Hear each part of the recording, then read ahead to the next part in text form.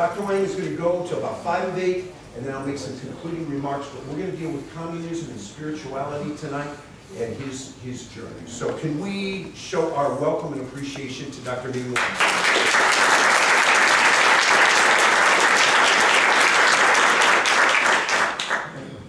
I'd like to share with you all today. Thank you, Larry, again for the PAC group. PAC is such a unique place where, you know, all of us have different churches, different groups, but this is a group get together that we all belong to different church, different denomination, but yet we share the same concern about what's going on in our society today. It's a little dark. So today I'm going to touch upon a very important topic, spirituality. We should be all right. Yeah. And I will talk about the history of Protestant Christianity in China, the history of persecution, and also the current status of Christianity in China. And what Larry's actually trying to start for me, I was trying to get on the internet because we have this video of a group of Chinese who received the Bible. So that's on the internet I'm trying to get on. And I want to show you. And so I was also trying to get the trailer for God's Not Dead.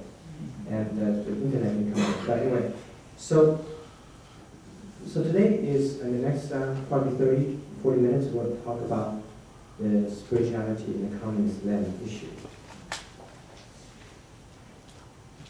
And at the end, as I always do, I'll play a few tunes for you with Chinese violin. This is the Great War of China. You know, we all know the physical significance of Great War. It's a war that built by Chinese people to ward off the northern invaders. But few of us realize the psychological significance of Great War. Let me ask you, what does it mean for people to spend so much time, 2,000 years ago, mobilize a third of the nation, spend 30 years to build a great wall to wall itself in? So what that means is that anything from outside, such as Christianity, means more significance in a country where people are more inward looking. They're more guarded against things foreign. And that's the significance of the Great War. This map of China is about the size of the United States and the Forbidden City in the middle of China. I grew up in a family where both of my parents are atheists.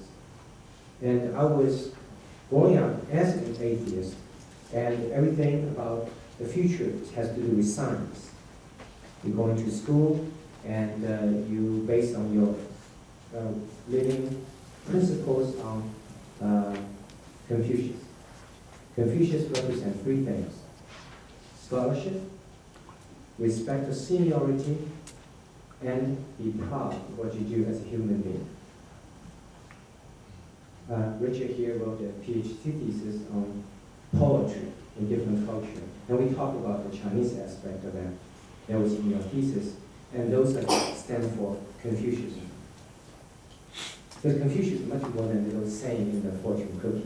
I think I might have told you, some of you, that I've never seen a fortune cookie in my life before I came to this country. That was supposed to be, So the second day I arrived in this country, a friend took me to a restaurant and said, Ming, I said, what's this?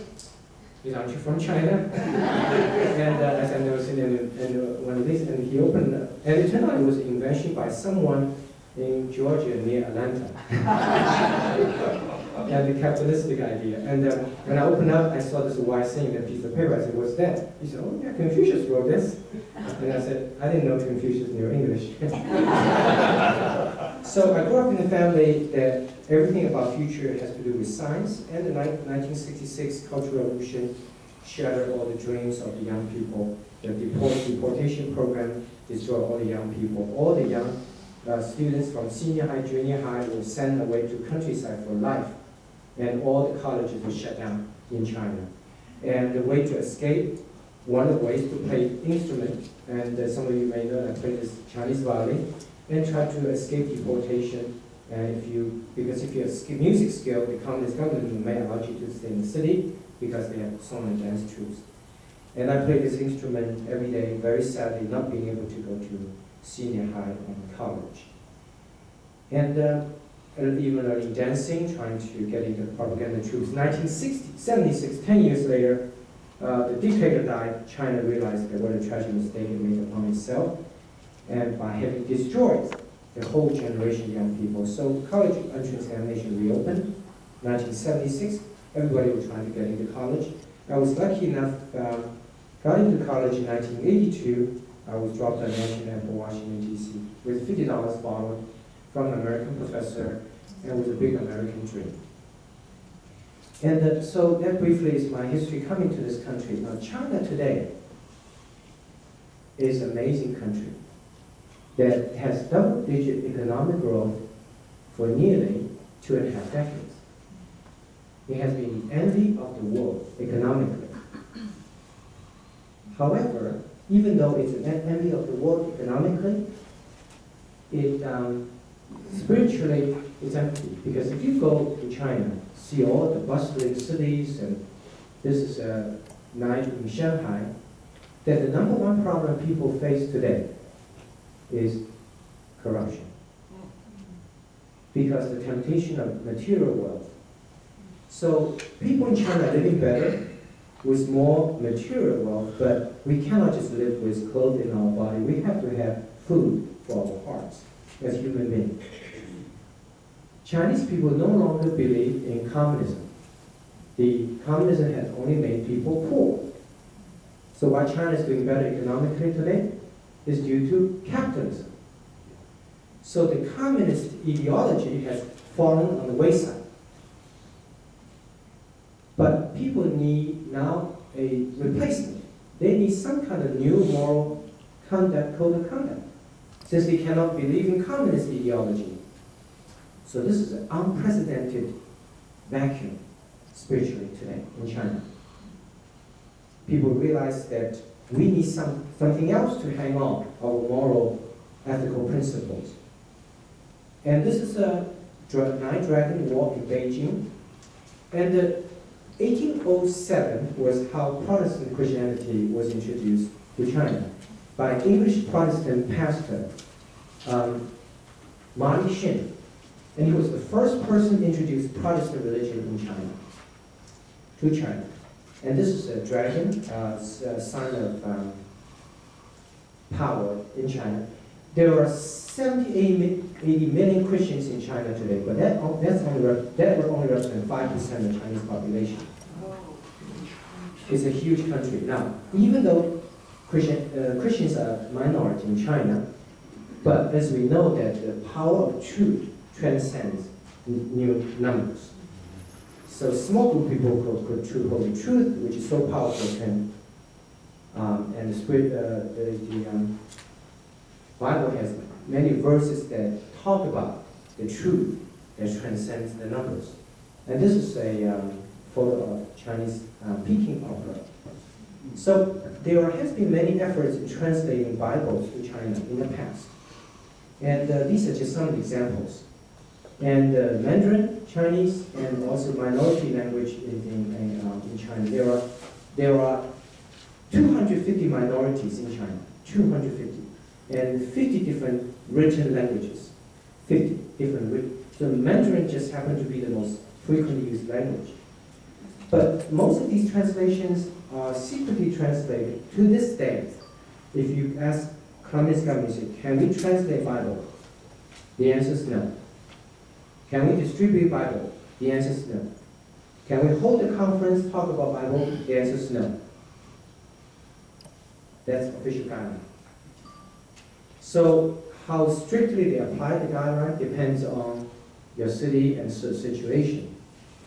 And so overall, it is still illegal, let me emphasize, illegal to distribute anything of Christian faith.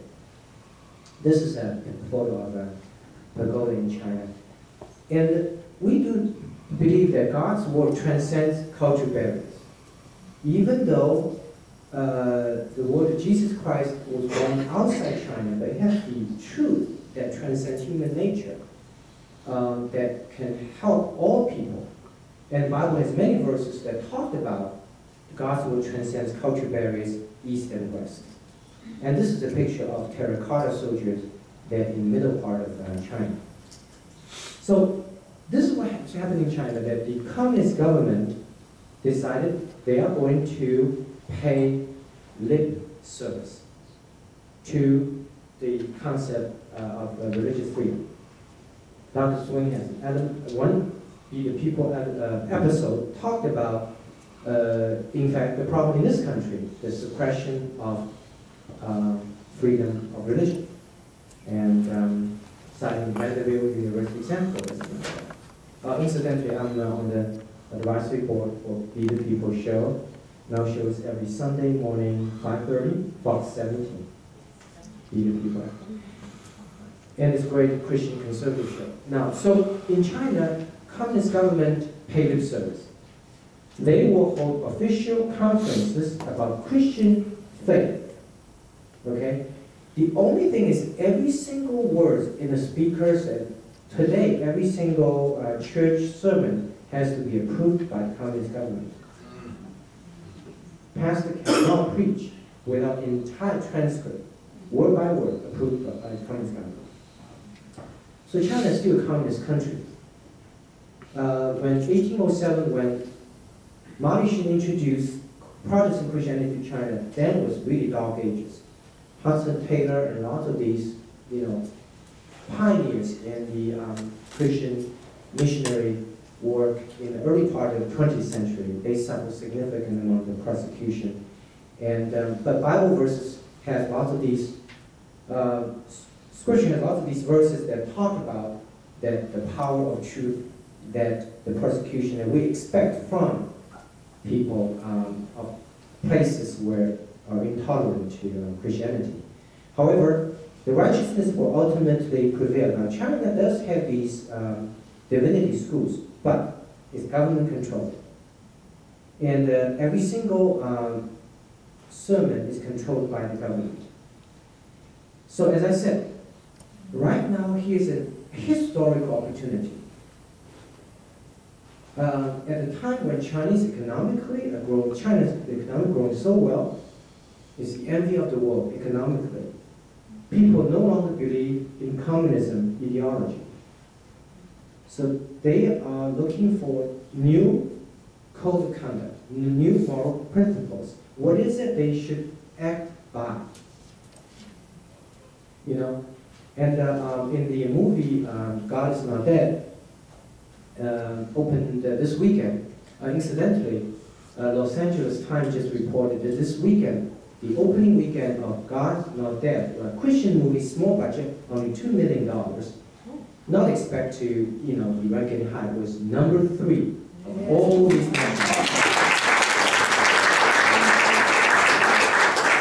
with 8.2 million viewers. And that is a huge statement. That Christian movie would have such a unexpected by Hollywood popularity. And Larry mentioned earlier, this book was written by Dr. Rice Brooks, and it has 6 characters in the movie, in the book, God's Not Dead.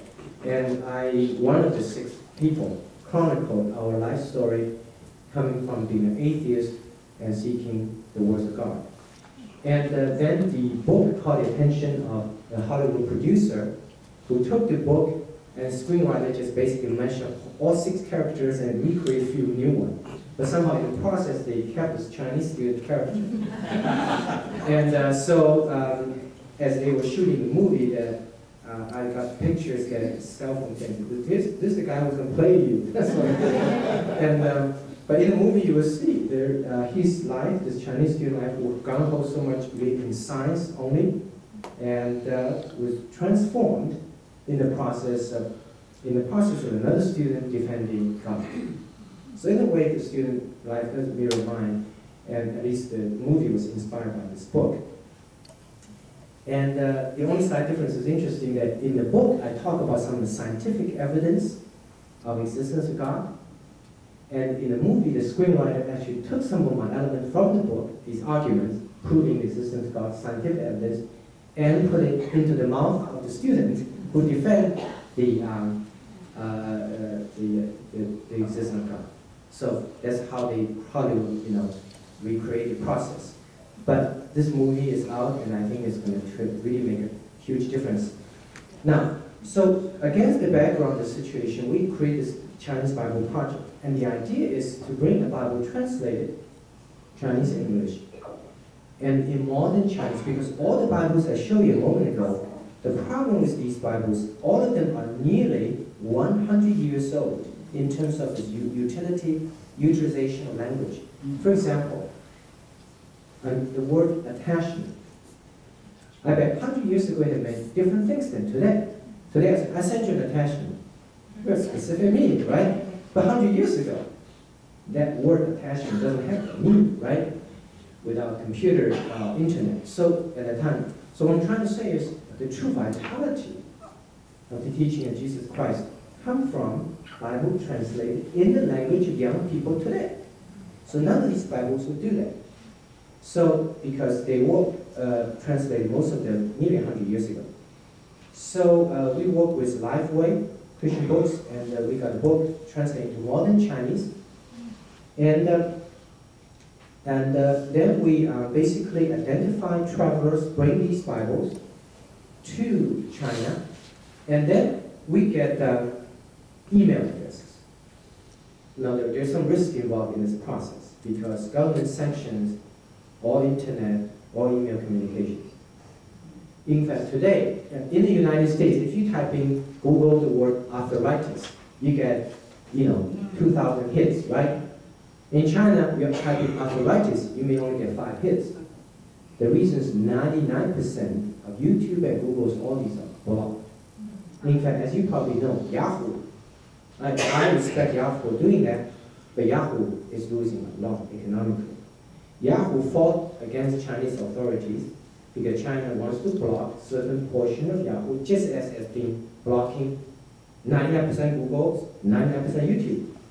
You can't get God's Not Dead YouTube trailer in China.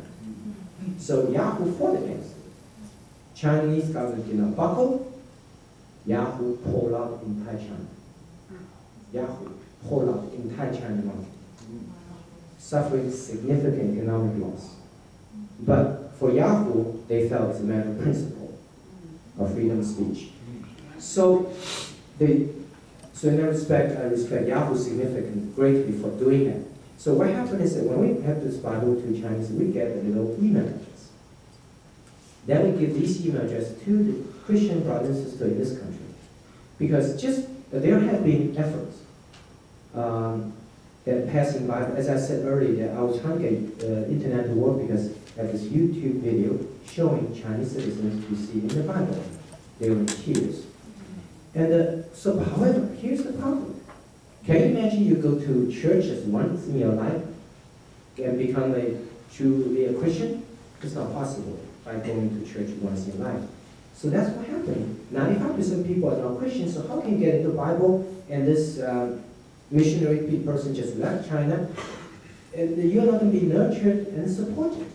Eventually, Bible was put to the side and no longer used.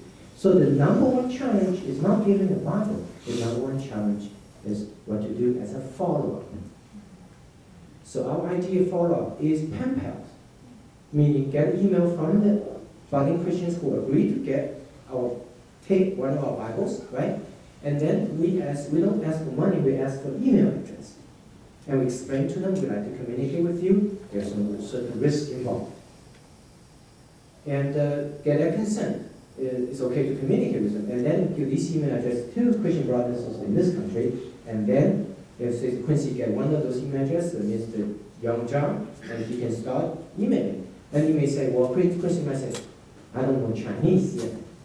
Well, the number of Chinese who can communicate based on that level of English has just surpassed the entire United States population. Now, granted, they didn't learn English to study Bible. In fact, our Bible project, when I go to China, I host conference like this in universities. And we put out an announcement, study of English. University authority allow us to do that. But then 100 students sitting here, I said, I got my textbook I brought with me.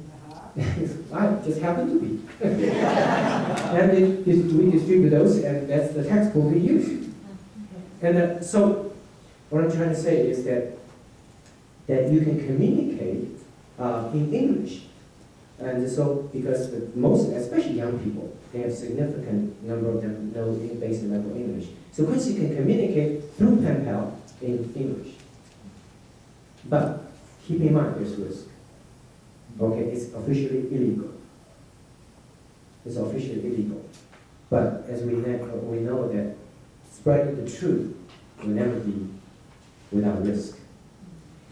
And so we have a foundation and built this been a few years now. And so right now we're identifying church and organizations to speak about this to recruit pen pals. If you're interested, in fact, we're passing the little sheet that you can put down your email address, name, give it to us. We'll put you in the pen pal list. The risk to you is minimal. More the risk to the Chinese citizens in terms of communicating. So when we communication start, we have certain rules and tricks that you can use to keep conversation out of the official sanctioned area. And I want to tell you a trick that I made recently that I had a bunch of Bibles in my case. Now, official rules is 2 Bibles. Official law in China, land law of land is 2 Bibles. So you take one more than 2, it's illegal. So I have been one of the travelers for our project. Now, every traveler, if you happen to go to China, will talk to you.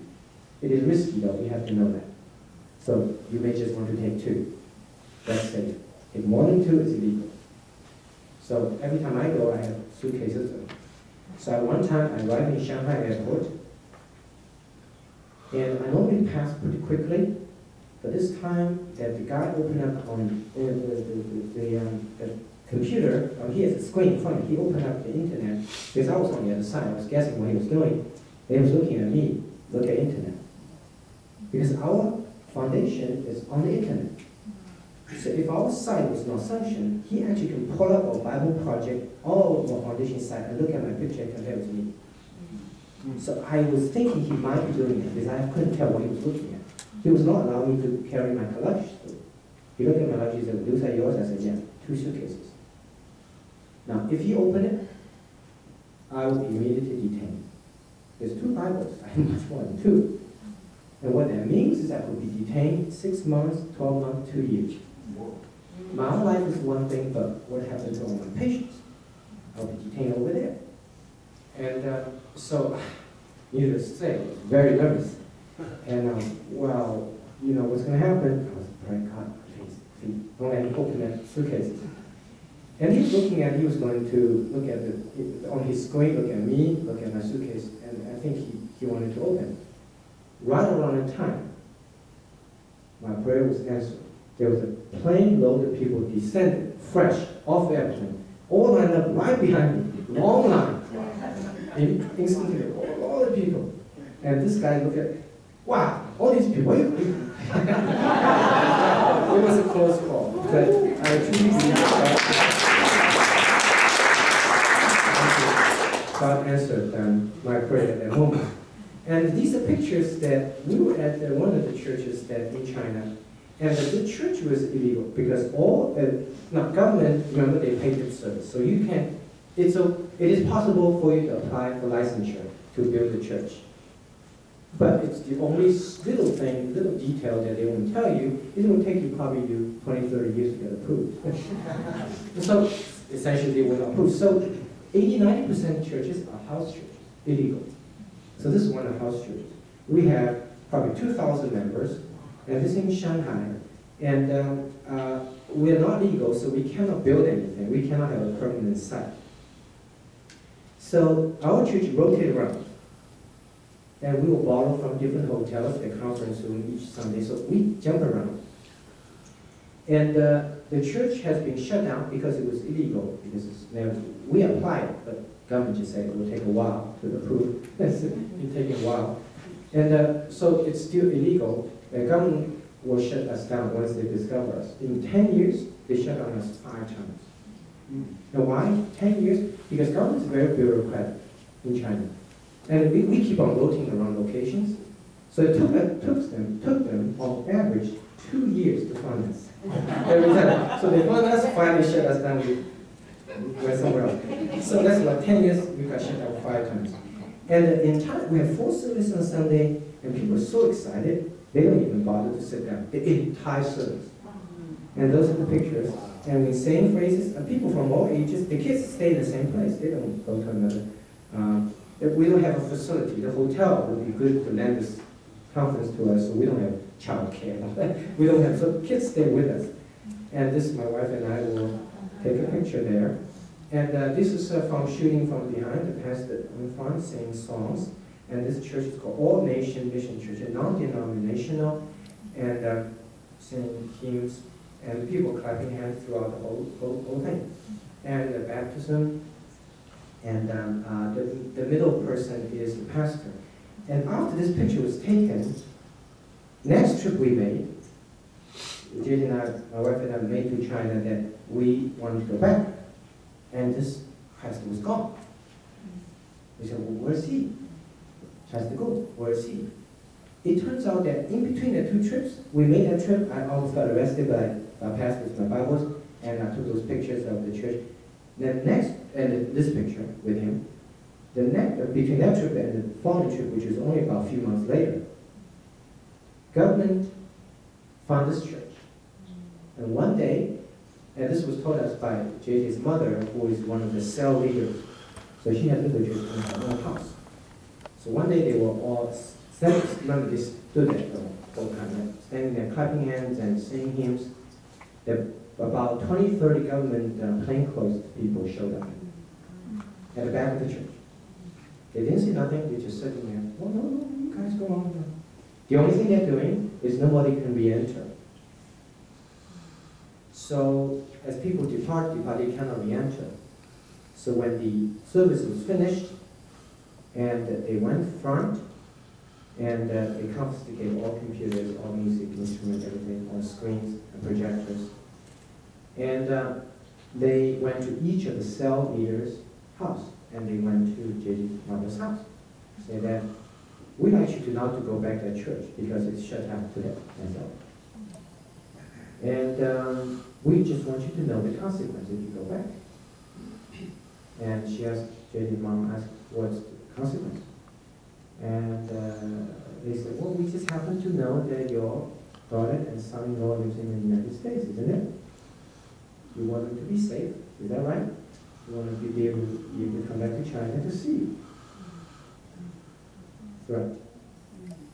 And she got so scared she didn't go back, and the whole church just got dissolved. And the pastor went into hiding. To this day, we don't know where he is. We believe he's safe because he communicated with some of the sister brothers secretly, but he may pop up one day in another place, organize another church. But right now, he's still in hiding.